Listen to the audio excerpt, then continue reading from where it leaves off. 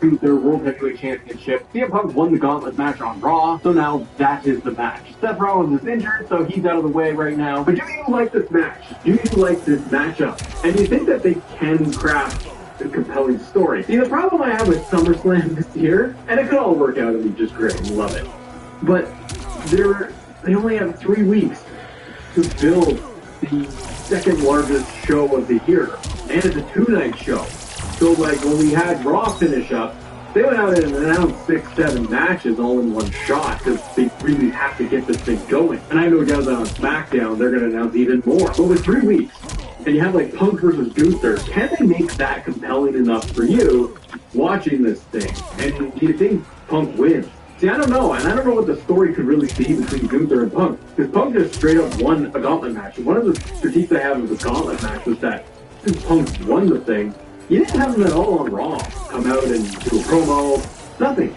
And he just came off the heels of John Cena Night of Champions, losing there and dealing with Seth Rollins. And I'm sure with Seth's injury, they may have pivoted a little bit of some story stuff, but you got Punk not even talking about going into this gauntlet thing and how much it means to him and how important it is for him to get the World Championship. I hope they can do something that's pretty entertaining and maybe a little different, because with Gunther as World Champion, I feel like I have seen all of the promos. Jabaya! I have seen just the Jabaya, what the fuck are you doing? So I'm gonna beat you. He does it to Sami Zayn. Did it to Goldberg. You need to stop and leave her alone. Gunther. He comes out and he cuts a 5-minute promo with Punk, where he just says, "Punk, you are too old. I'm gonna put your little ass in the corner, bro." And Punk takes a jab at him, and that's it. Like, are we gonna keep bothering her and shit? She ain't doing nothing to you. That I get a little bit like, I don't know, it wanes on you a little bit that every single week you're building to some giant program or some giant PLE,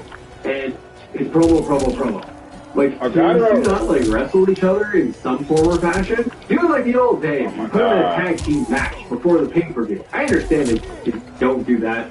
Keep guys healthy, all of that stuff. But with Punk and Gunther specifically, what is it going to be a satisfying outcome for you? Are you going to be entertained by that when it's all said and done? Maybe they got 3 weeks, but they can pick it up. They can do vignettes, promos in the ring. I'm sure they will conjure up something that will make it really interesting. I'm a big Punk fan, and I'm kind of like, LA Knight should have won that thing. Part of me feels that way anyway, because I'm like, what's LA Knight doing for SummerSlam? Yeah, nothing. Roman's in his tag team match with Jay and the Braun brothers.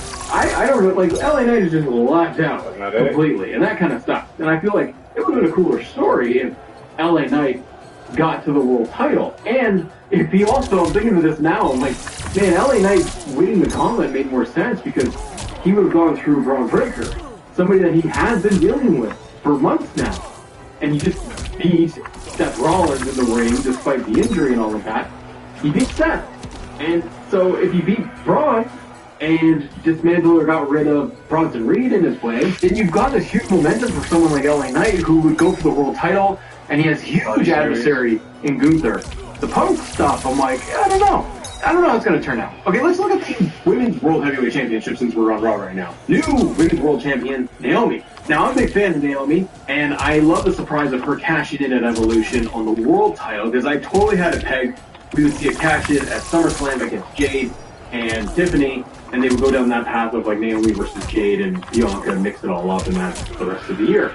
This is really cool to me because it's different, because I didn't expect that, and it shakes up the dynamics, because I wasn't gonna, while I really didn't like the Rhea-Io match, and it was really well done, part of me would not be that interested in just seeing Rhea one more time, another match at SummerSlam, now for the belt, for, again for the title. So triple threat is going to be pretty good. Different dynamic, and it mixes up the promos too. I've seen enough Rhea promos that I'm kind of on. Am I excited for this triple threat? What? Yeah, I think it's going to deliver. I think it's going to be great. I want to see something different from Rhea Ripley, though. Io feels like almost more over than you want me to pause right now with like the live crowd, like a huge reaction. People love Naomi as well, and of course they do love Rhea. But I would love Rhea to adjust the character maybe a little bit, where she is getting more desperate. Her main point was, there's two things: I haven't beat Io, and I want to get my world title back. So there were two things. She hasn't accomplished either of those right now. So I feel like it's a better story of Rhea feeling desperate to try and get to Io and beat her. And maybe they save that for Crown Jewel or something like that, and they do it there. I see Naomi retaining the belt because she just got that thing. And she could have a cool match with like Stephanie Becker at Clash in Paris, and she won the Battle Royal. So you have a lot of opponents for Naomi, which I really like. This match though, is it worth like, could it be like main event night one of SummerSlam? It very well could. There's enough star power in there. And I think coming off of a shocking passion moment and Naomi being popular, like all three women being very popular, that could main event night one. But then you got Punk and Gunther. Like, you gonna open SummerSlam with Punk and Gunther? I don't think Punk's open the cards here. Maybe he will. But are you excited for the triple threat? Like, this is the thing that's put in my video here today. Is just, what do you think of the big main event? Are they main event caliber? So the other one is going to be, we'll go to the next women's match. The WWE Championship match. Tiffany Stratton is going to take on Jade Cargill, Queen of the Ring, one-on-one. This one I am much more lukewarm on right now. They're going to have to do more for me from a story perspective to get me very excited about this. And I don't know what it is, really, because I thought the Naomi Jade match, the no holds barred match they had, I thought that was really good. And I said in my review for that show, I thought that that's exactly what Jade's character needed. Show us the aggression that she can hang in like those types of matches. So I really did enjoy that. I don't know how Tiffany and Jade will do. I know they've had some interactions and probably a match or two on SmackDown in the past, but I feel like you have two babyfaces. Now, tell me this. Is Tiffany Stratton the good guy here? Like, I know Jade is a good guy. She's a babyface. Is Tiffany Stratton the babyface? Like on TV every week, according to you? You've got a long to-do list. Thankfully, you have DoorDash. And top-rated shoppers will deliver groceries right to your door as if you picked them all yourself. Put your groceries in good hands. Order all your groceries with DoorDash.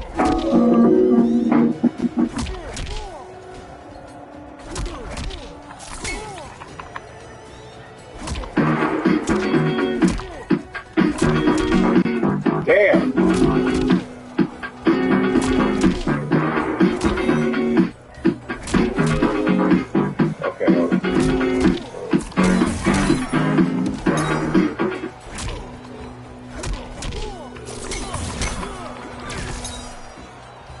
To me, yes, but I bring this up because I've seen comments where people are like, no, Tiffany's a heel, but I don't see it. Because she's been fighting like Nia Jax and then just whoever else is on SmackDown as a heel. Yeah, and she went up on one-on-one with Trish, and they're both baby faces. It was a friendly matchup. So I don't think that they've got Tiffany positioned as a heel. So you got a babyface match, and sometimes that can work, like Io and Rhea. She had a lot of history there. I worry that this match will go cold. Like, it's a way to just get the belt on Jade. And that's fine. I kind of predict Jade getting the belt at some point, but they've been really beating around. Now that Naomi got the world title, it does feel like Jade is really on a clear-cut path of, hey, we're going to put the women's championship on her. She'll represent SmackDown. That's the direction. And then just start beating her. All the baddies. All along the way. Wow. That does seem to be the plan because of how much they have heated Jade up since they finished the angle with Naomi and Bianca, tag team split. She's on her own. She's doing singles matches. She won Queen of the Ring. She's going to probably win this thing at SummerSlam. And then she could eventually maybe get into a program with Bianca. See, I would like to see Bianca go heel at some point. If we're not mixing up Naomi, Bianca, Jade, Bianca turning heel might be nice. Because her and that special guest referee position at Evolution, I felt like it didn't do much. Like, she wasn't really a good guy, bad guy siding, getting involved. She wasn't really involved in that match. And I know she's got a busted finger, and that's still going on. But it'd be really cool if she got Bianca back. And after SummerSlam, if she's not on SummerSlam show, Bianca comes back after SummerSlam, and then she takes out Jade. And maybe she feels like Naomi was right. So that's very interesting. I just hope they again, we have 3 weeks to build Jade and Tiffany. I hope you can do something where it's going to be really entertaining and make it a little bit more, I don't know, personal. That would probably help it. Okay, the main event. What I assume will be night 2 main event. John Cena versus Cody Rhodes for the Undisputed Championship. Right now, okay, I'm filming this before SmackDown. This is Wednesday when I'm doing this. So we're supposed to get a John Cena, Cody Rhodes under the same roof thing. Whatever. Just they're going to have a promo together. They're going to talk.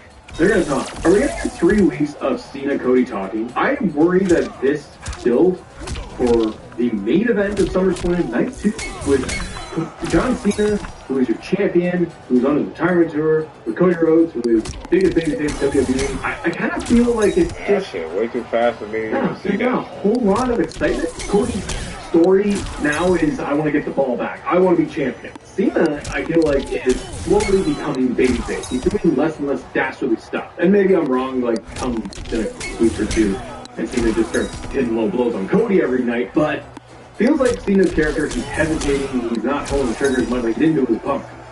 And I wonder if we're going to see anything interesting going to SummerSlam. I don't expect Final Boss to show up in the next 3 weeks to assert himself and shake it all up. But I really hope that Cena Cody, they do something different. Because we've already had the match at Mania 41. We had the build, and you had evil John Cena against champion Cody Rhodes, and then we got the match, and the match was not that great. Like, by all accounts, people were not thrilled with how that match turned out. They put the Travis Scott stuff aside, and that even just the match, it really wasn't all that compelling. And the lead up to Mania 41 also, we got beat up at Elimination Chamber so badly.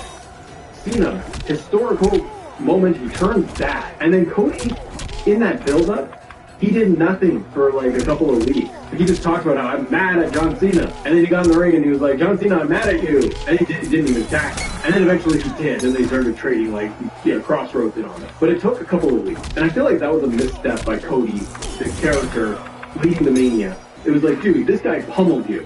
You should be just at any given moment trying to run to the ring and just beat the tar out of him. And he did. It was just a lot of promos. I'm like, John, I don't like you, John. So now that we're going to SummerSlam and we're doing this the second time, I, as a fan, I'm like, I need something new. I need something compelling. I don't know. Do you do sit-down interviews with these guys separately or together? Or is it just going to be one Cena promo on his own, one Cody Rhodes promo on his own, one where they're in the ring together, and that's the build? I need to see something from the character side of either guy.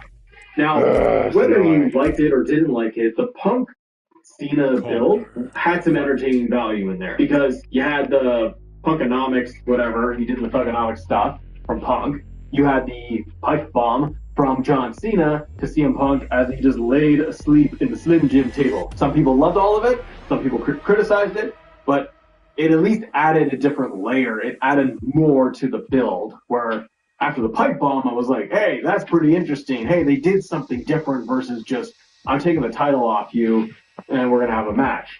The Cody angle, I wonder if they will play with it at all where they give fans any indication of Cody maybe tinkering, teasing with becoming a bad guy. Whereas Cena's like, you're not all good. I've seen it. You're not the squeaky clean good guy.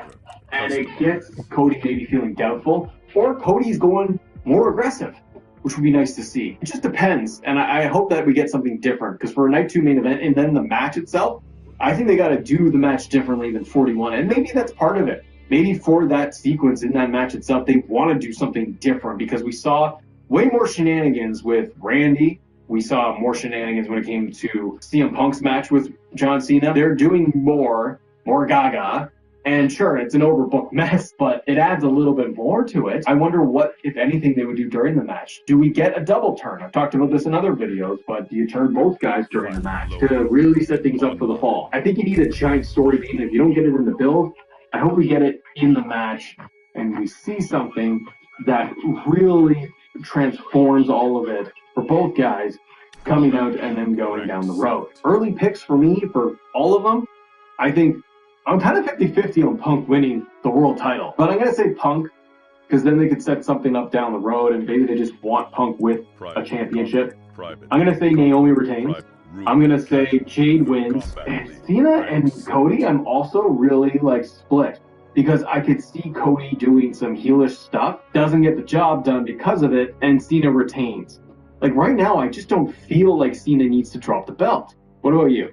And does Cody win the title to face, that's the other part. If Cody stays the same character, doesn't pivot, doesn't change, nothing, he just beats John Cena, because that's the story they want to tell. What's next for Cody? Randy Orton? Okay. You could do that properly for a couple of months. Drew McIntyre? I'd like to see that, get them out of the jelly roll stuff. But beyond those guys, I think then you need a draft to really shake up the, I'll call it the Cody division. because I don't feel like there's anybody left because he's gone through everyone. That's part of the challenge here. So as of right now, where I'm sitting, I'm going to say John Cena retains at SummerSlam because something goes down. I think there's still more mileage you can get out of Cena being champion, and Cody can get it back at any time. So those are my picks. I just want to talk to you guys, rant a little bit, discuss it, lay it out for me. Subscribe to the channel if you guys can. We're trying to get to 50K by SummerSlam. So it means a lot if you hit that, hit a like on this video. Goes a long way. Have a great day. See ya.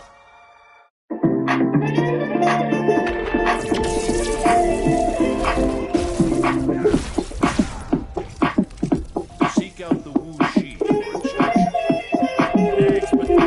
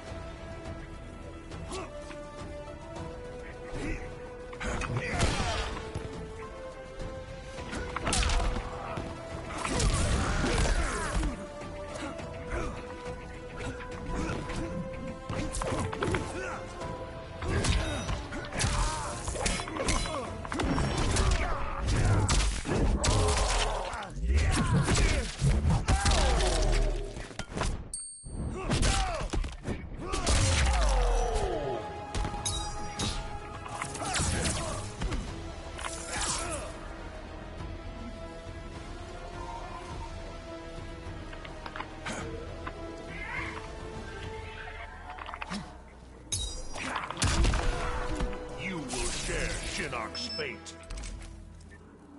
Round 2. Fight!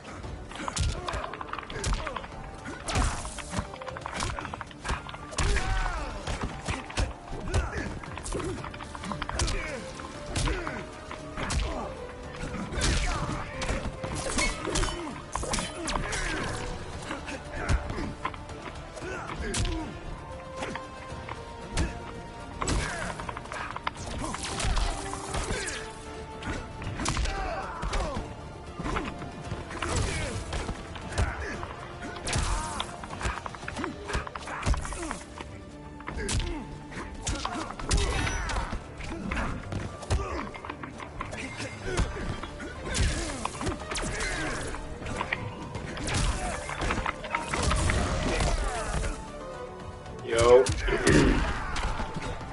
You had the grab? Alright, for sure. I'm about to squad. I only need one take. Final round. Fight! Yeah, I got you.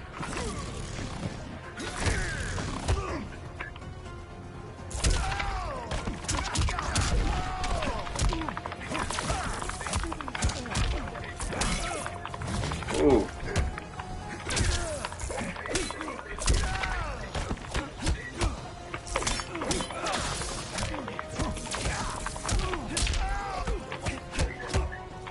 All good, man. Basically, we need to focus on what you got going on with Diddy. I mean, Zayo. Well, but that's what's up, though. We getting, you know what I'm saying, progress going and shit.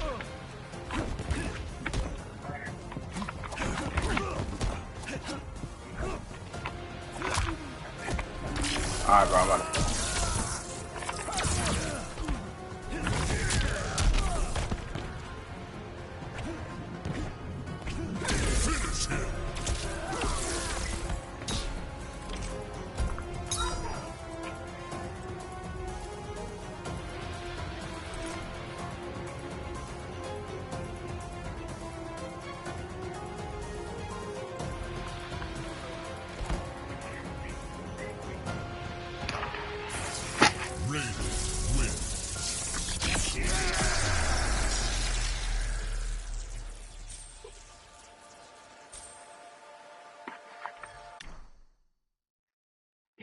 Got up out of there.